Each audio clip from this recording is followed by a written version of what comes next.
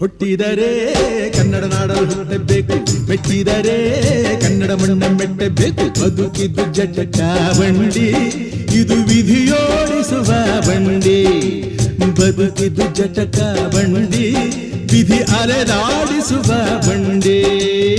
ಹುಟ್ಟಿದರೆ ಕನ್ನಡ ನಾಡಲು ಹುಟ್ಟಬೇಕು, ಮೆಚ್ಚಿದರೆ ಕನ್ನಡ ಮಣ್ಣ ಮೆಟ್ಟಬೇಕು.